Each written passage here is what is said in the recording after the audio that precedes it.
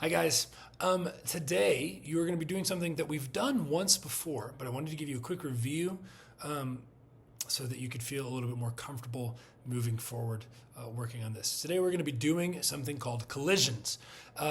This is an assignment we did a while back talking about how we can go about reading the Psalms.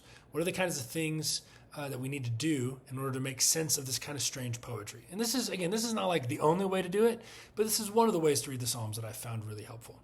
So collisions, as the name sound, is us looking at how is it that God's time, space, and stuff is kind of colliding with ours in the words of the Psalms. How is the psalmist, the author, showing us God breaking into the world and it kind of like changing the world around it? So we're going to look at three things, those things that I just mentioned.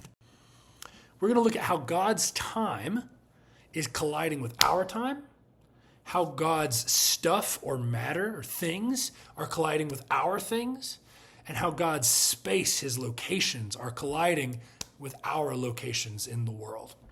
Let's dive into each of those a little bit so you can have a better understanding of what I mean. Let's talk about time. So think of it this way. God is eternal, right? He lives all the time before and all the time forward. Surprise, fun fact, we are not. Sad, bummer. We live on earth and we are born and we die, and that's scary, right? How is the eternal running into us? Where do we see moments where we see God's eternality, his foreverness, bumping up against our not foreverness? Where do you see those playing with each other in the Psalms? Whenever you're reading one of these Psalms, look for places where you see God's time kind of breaking into our time. Maybe you see something where we see how God is living forever and people are just dust that like flies away. If you see that, pay attention to that. Maybe we see something about how people are going to die, but God is going to raise them back. Oh my gosh, death, the end was a big deal for them, but suddenly they're becoming eternal like God. Where might you see things like that? Not every psalm is going to have one of these, but some of them might. If it doesn't have one of these, that's okay. You're not missing anything. If it does, write it down. Take note of it. Tell me what you think that might mean. The second one we want to talk about is God's stuff colliding with our stuff. Think matter, things, items, something like that, or even substance, God's substance colliding with us. Think of it this way. God is powerful. The world is not that powerful, right? By comparison, at least. A lot of times when we're looking for this God stuff colliding with our stuff, we're looking for something that's kind of like the creator versus the creation. How do we see God affecting things, right? Maybe when it's in a psalm where God shows up and he makes seas split in half, or he makes mountains shake, or maybe it's something about the tabernacle. Maybe it's something about the Ark of the Covenant. Maybe it's about swords, right? Where God is showing up and he's making things change, making matter and stuff change. Again, the psalm you're reading may not have anything about God's stuff and our stuff colliding. It may just have things about the other two sections, and that's fine. But if it does, identify it, write it down, and tell me what you think that might mean.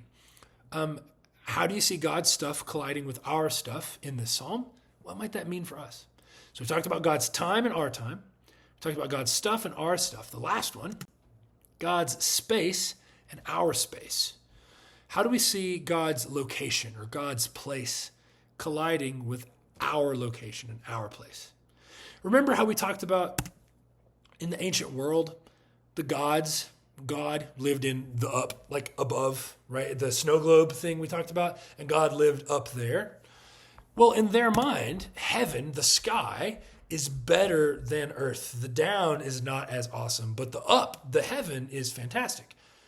And so whenever God comes down from that location to this location, we need to pay attention to how our place is being changed. How is it being affected? What happens when God's place breaks into our place?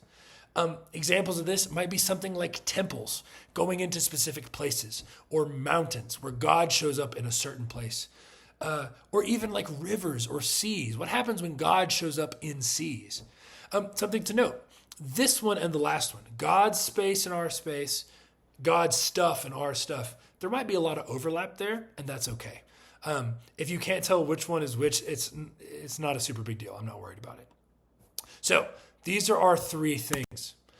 When we talk about collisions, we are looking at time, space, and stuff. How do we see God's time colliding with our time, God's space colliding with our space, and God's stuff colliding with our stuff?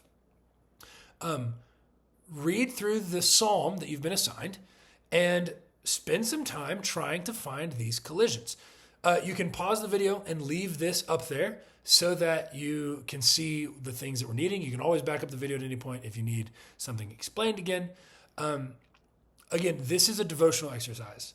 There's not really wrong answers to this.